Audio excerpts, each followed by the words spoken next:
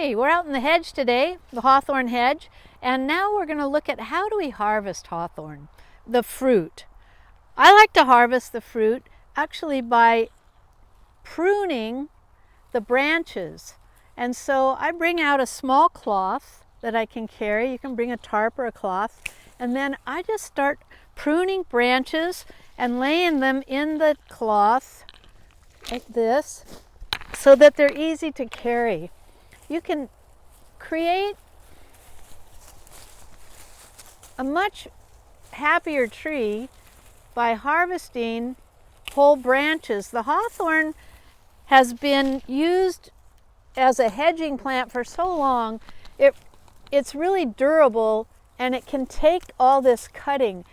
You just want to think about what is going to stay behind when you finish your pruning.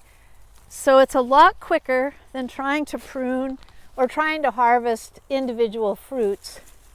And you can actually really help the growth of the tree by doing this. Like right now we have this wee teeny limb that's just all spindly, and I'm just going to take it right out.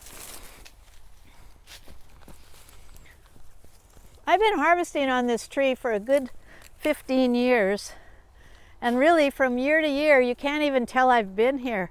Although the fruit is getting higher. And so I have to consider that there has been some impact. But here, I can just pick these off in the clumps. And it's quite easy to gather quite a bit of hawthorn in a short period of time when you have a tree as rich as this one. So I'm just going to put a little plug in here for my friend Michael Dolan down at Burnt Ridge Nursery. Michael and I have been working together to propagate this tree and get it out to the world. He's set up to get trees to the world. So I bring him scion wood from the Golden Girl, and you can go to burntridgenursery.com and actually purchase the grafted cuttings of this tree. And look up there. I mean, there is so much fruit on this tree.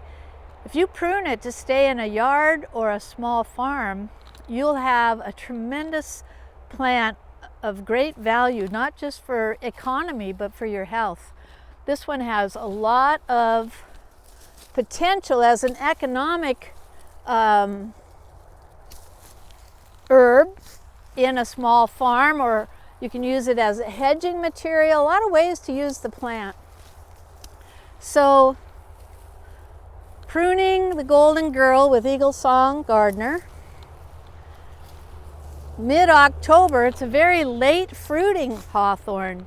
Hawthorns begin to fruit around here in August with the Crataegus deglossii, our native Crataegus, and then they end with another one. This one isn't the last one, but it's next to the last.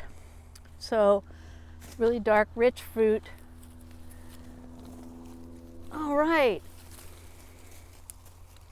Hey, thanks for coming out to the hedge with me today.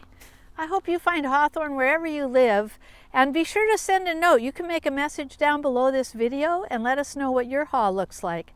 Remember to look at the leaf form when you're trying to identify it.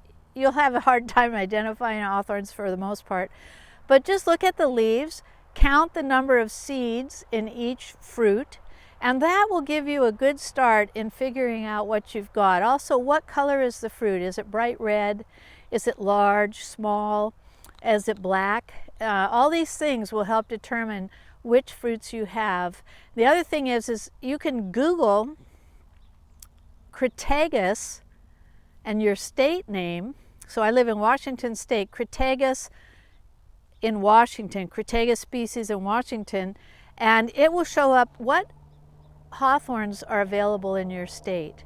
So you'll be surprised. I always am. Wherever I go to teach, I always try to find out what are the hawthorns in that state or in that place. And it's always a thrill, like 30 in Georgia, and just a lot of different hawthorns everywhere. 2,718 hawthorns around the planet at the northern latitudes. So you're sure to have one close to you. Let me know what you find. All right, signing off for EagleSong-Gardener.com.